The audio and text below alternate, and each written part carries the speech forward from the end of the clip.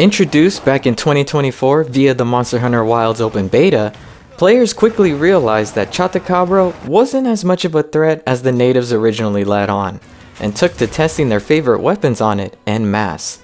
But Chatacabra is more than just a punching bag, because Chatacabra is not only the first monster our crew properly hunts in the Forbidden Lands, it's also likely that Chatacabra is, and will be, the very first large monster new players to the series ever hunt. And I think that makes Chatacabra pretty special in its own way. As someone who's also relatively new to the franchise, I still remember how things were for me at the beginning. When I first booted up the demo for Monster Hunter Rise on Switch, I had no idea what I was doing. 14 weapons, massive monsters, wire bugs, fat badgers. It was a lot to take in. But thanks to Arzuros and dozens of hours hunting them, I eventually started to get the hang of things. But that would have never happened without a large monster like Arzuros to spar with. And knowing that Chatacabra will be for someone else what Arzuros was for me, means I have a bit of a soft spot for them. So let's take a deeper look at this giant toad's moveset, how the new mechanics and wilds can be utilized against them, and one way you can counter this moveset with Greatsword. But first, Hiyo here, reporting from the Forbidden Lands, a place that's literally been forbidden for 1,000 years. I have many questions about that, but we'll save those for another time, because forbidden these lands are no longer. Shortly after an expedition team was sent by the guild, these lands were opened up, but only temporarily. You won't believe it, but it turns out there's large monsters here too, so the guild sent out invitations. And now, hunters from all over the world have congregated here to research these new specimens over the coming days, making interesting discoveries and inroads in the art of hunting that will be felt for generations to come. And then there's me and Scuffy, just doing stuff. Oh, look at high ground. That looks so epic. Don't try, Anakin. Uh-oh. Yeah. Uh-oh. Uh-oh. No! Did it get you? I survived that. I was literally. You're alive? I did it, bro. I gotta know I survived that. We were both right there! I was in front of his face, bro. Deadass. This is bull. In fact, many of them are at the camp right now. Pretty cool, right? I have a feeling a few days won't be enough to see everything the Winward Plains have to offer, but we'll definitely be making the most of them. Now, back to the breakdown.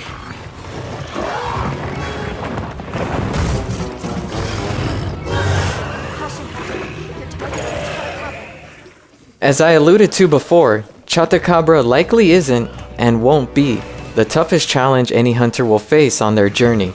But that won't stop Chatacabra from putting up a fight, choosing to stay close to the hunter and use everything its muscular build has to offer.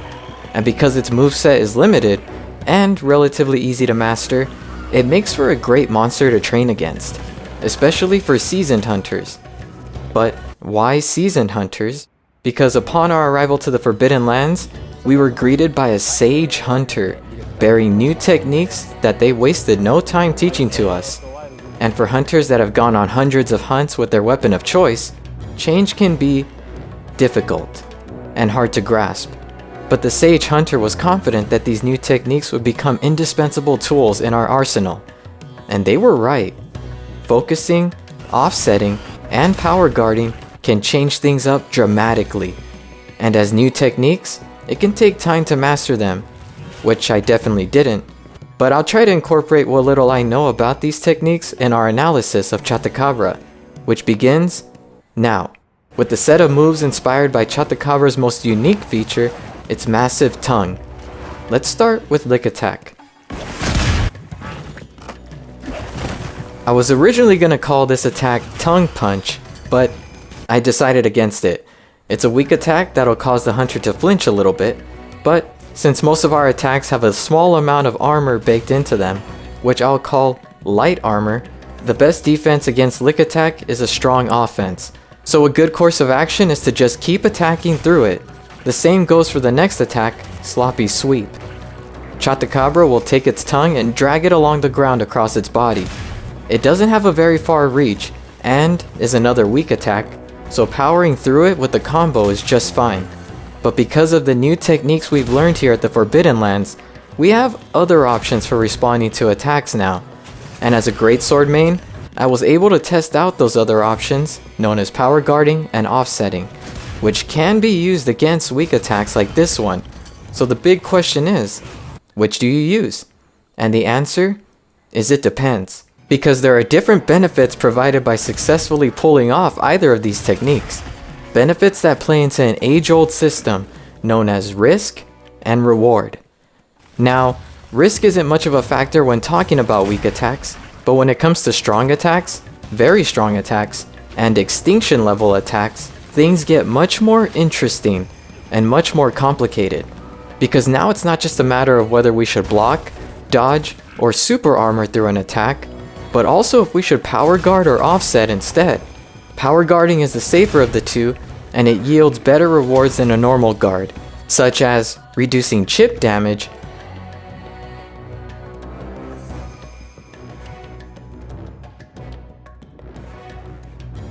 and greatly negating knockback, allowing you to immediately attack afterwards without losing your positioning. But it does require guarding at the exact moment you're about to be attacked, and not a moment sooner, so performing it too late will lead to painful ramifications. That being said, offsetting has its own trade-offs too, and there are 4 potential outcomes when performing an offset attack, based on my limited research with it.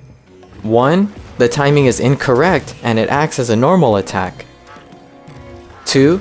The timing is correct and it topples the monster, aka the best outcome.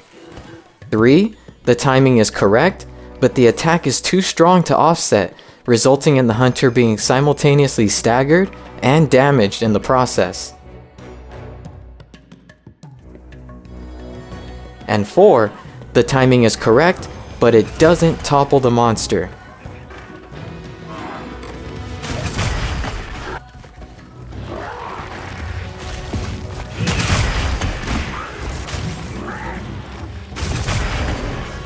This final scenario is arguably the most interesting because 3 things happen. 1. The offset attack does damage to the monster.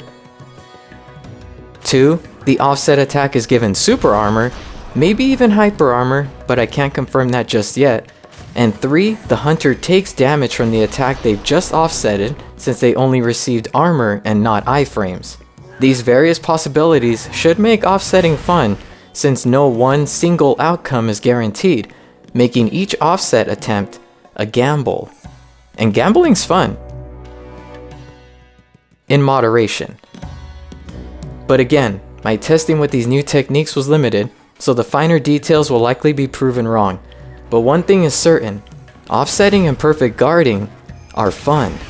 Pulling them off spontaneously is a joy, but pulling them off intentionally brings a very distinct type of satisfaction, and only adds to the strategy of a hunt. I look forward to the many ways a hunt can play out now thanks to these new options. So yes, offsetting and perfect guarding are also recommended against sloppy sweep, especially since perfect guarding enough times will eventually lead to a power clash against certain monsters and certain attacks. But the fun tongue games don't end there, as Chatacabra likes to lick its own arms in a move I call Primer. This move doesn't pose any threat to the hunter, but it does provide an opening for them. So once you see Chatacabra do this, get in there and sneak in a hit or two before it potentially does Head Rush, one of the few attacks Chatacabra and Garangome share. A strong attack that has a somewhat similar windup to Giant Toad Hop, with the key differentiator between the two being its tongue. If its tongue is out, get ready for Head Rush, but if it's not, then Chatacabra is about to hop over your way, slamming its massive arms down on you. A simple roll underneath should do the trick, putting you in a good position to punish Chatacabra as it slowly picks itself back up. The next 3 attacks are easy to identify and get the timing down for, so I wanted to take this opportunity to instead talk about the flow of battle as it relates to Chatacabra. In my hunts with it, it became clear that, because of its mix of weak and strong attacks, there's an approach that could work well for weapons that have the ability to perfect guard, offset, or both. Usually, when Chatacabra does a tongue attack, it'll follow up with one or more tongue attacks. So during this period, an offensive strategy is best. But once it finally does switch to a hand slam, it'll either follow up with another hand slam, or even go for all three and end in a double slam. So switching to a defensive stance during this sequence might be best for your rap game, an acronym which stands for rhythm and positioning. Staggering a monster interrupts their rap game, allowing the hunter to respawn and deal big damage. But the same can happen to a hunter too, of course. It could even be said that the outcome of a hunt all comes down to who has the best rap game. And in my experience, mastering your weapon until every move and reaction becomes second nature is only 1/3 of the equation. Studying, preparing, and mastering the monster's moveset is the second. And figuring out how to best put all those pieces together is the final part of it. So, to new hunters, I say this: learning never ends. The best hunter is the one that never stops learning and adapting to the moment. New moves and techniques are always emerging for the weapons we love, and no matter how many times you hunt a monster, it's likely no two hunts will ever play out the same way twice. So never underestimate a moment's ability to surprise you. You can't roll with the punches if you never expect them to come. So keep an open mind, stay sharp, and watch what a flinchless hunt against Chatacabra looks like. Now commencing quest by order of the guild. A supply shipment's come in. Hope you find something useful.